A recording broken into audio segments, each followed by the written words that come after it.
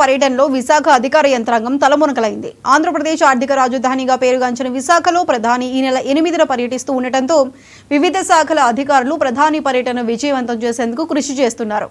రాష్ట్ర ప్రభుత్వ ఆదేశాల మేరకు మోదీ విశాఖ విమానాశ్రయంలో దిగింది మొదలు పర్యటన ముగిసేంత వరకు కట్టుదిట్టమైన భద్రత, అతిథులకు సదుపాయాల కల్పనలో అధికారులు బిజీగా కనిపిస్తున్నారు.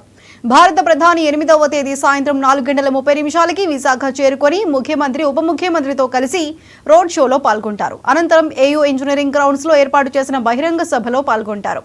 అలాగే ఉమ్మడి విశాఖ జిల్లాలో ఆర్సెల్మిట్టల్ స్టీల్ ప్లాంట్ కు, అలాగే విశాఖ కేంద్రంగా రైల్వే జోన్ ఏర్పాటుతో పాటు పలు అభివృద్ధి సంక్షేమ కార్యక్రమాలకు వర్చువల్ శంకుస్థాపన చేస్తారు. మోదీ సభకు లక్షలాది మంది జనాన్ని తరలించేలా అధికార పార్టీ నేతలు కసరత్తు చేస్తున్నారు.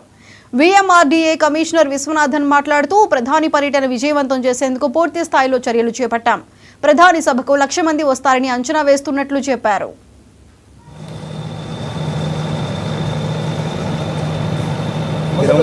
ఆనరబుల్ ప్రైమ్ మినిస్టర్ గారి ప్రోగ్రామ్ కోసం ఇక్కడ ఏర్పాట్లు అన్నీ ఫాస్ట్గా చేస్తున్నాము.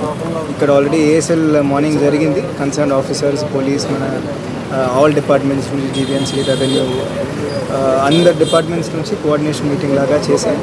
మేము ఏమేమి చేయాలనేది కొంచెం క్లారిటీ తీసుకొని we're already on the job. Majority structure అన్నీ అయిపోయాయి. మేము ఇక్కడ రోడ్ షో కోసం కూడా ఏర్పాటు చేయడం జరుగుతుంది. మనకి రైట్ ఫ్రమ్ వెంకటాద్రి వంటిలు నుంచి ఇక్కడ వరకు మనం ఎక్కడెక్కడ మొబిలైజ్ చేస్తున్నామో అది కూడా ప్లాన్ చేస్తున్నాం. సో మేము ప్లాన్ ప్రకారం అన్నీ జరుగుతుంది. ప్రోగ్రామ్ కూడా బాగా సక్సెస్ అవుతుంది అని అరౌండ్ 4:30కి ఆయన ల్యాండ్ అవుతుంది. We're expecting at least 1,00,000 people mobilise.